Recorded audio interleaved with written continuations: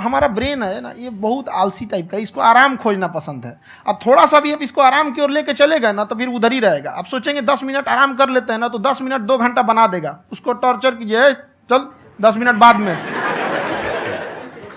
उसको आप उस पर हावी में, वो कह रहा है कि हमको आराम चाहिए, आपको हाँ आराम मिलेगा, पहले काम फिर मिलेगा आराम।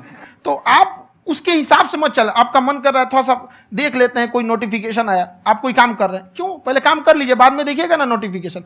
आप हावी मत होने दीजिए यहाँ पे। अगर आप 5 मिनट भी थोड़ा सा लूज पड़े ना, थोड़ा सा कमर सीधा कर लेते हैं, 2 घंटा बर्बाद कर दिया आपको। हावी मत होने दीजिएगा उसको अपने ऊपर। उन्होंने बहुत अच्छी बात कही है और मैं इसी बात में थोड़ा सा और ऐड ऑन करूंगा कि ये जो आपने कहा ना कि अपने डिसीजन पे स्टिक कैसे रहें, ये कोई अच्छी क्वालिटी नहीं है, क्योंकि टाइम टू टाइम आपको अपने डिसीजंस को चेंज करना होता है। जैसे आपने 4 लोगों से डिस्कस किया, कोई इंसान कुछ पॉजिटिव बोल रहा है, कोई नेगेटिव बोल रहा है, उससे फर्क नहीं पड़ना चाहिए। डिपेंड ये करता है कि वो जो बोल रहा है उसका बेसिस क्या है। क्या वो किसी नॉलेज या एक्सपीरियंस के बेस पे बोल रहा है या ऐसे ही कुछ भी बोल रहा है? ऐसे ही बोल रहा है तो फिर उसकी बात पे ध्यान क्यों दे रहे हो? अगर किसी नॉलेज या एक्सपीरियंस के बेस पे बोल रहा है, फिर चाहे वो पॉजिटिव बोल रहा है चाहे नेगेटिव बोल रहा है, दोनों ही मायने रखता है।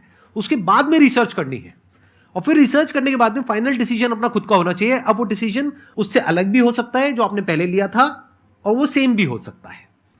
अभी जाता है कि अगर कोई काम आपको करवाना है ना, तो ऐसे किसी इंसान को दो जो बिजी है। हाँ। ऐसे आदमी को मत दो जो खाली है। ये परफेक्ट एग्जाम। किसी को भी आप देखिएगा जिसको आप कहते हैं कि मतलब थोड़ा ठीक ठाक आप समझते हैं कि नहीं ये बहुत आगे निकल, वो एक काम को खत्म करने के बाद कभी आराम नहीं करेगा। एक काम खत्म हुआ उसको लगेगा हाँ एक खत्म हो गया, अब दूसरा करना चाहिए। और वही जिसको देखिएगा एक खत्म हो गया और आराम करना चाहिए, कभी नहीं, लाइफ में आखिरी सांस तक।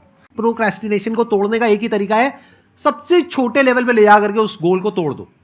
यानी वो गोल बहुत बड़ा है, उसको ब्रेक डाउन करो, उसके सबसे पहले स्टेप पे आ जाओ कि उसको अचीव करने का सबसे पहला स्टेप क्या है। जैसे गाड़ी चलाना सीखना है, उसका सबसे पहला स्टेप क्या है? अगर घर में कोई नहीं है सिखाने वाला या सिखाने वाली, तो बाहर जा करके जो गाड़ी का ड्राइविंग स्कूल है उधर जा करके पैसे दे दो। अब फंस गए ना तो फंसा दो अपने आप को। दिमाग ये लगाओ कि अपने आप को कैसे फंसाया जाए। जब हम फंस जाते हैं ना तो फिर हमको वो काम करना ही पड़ता है।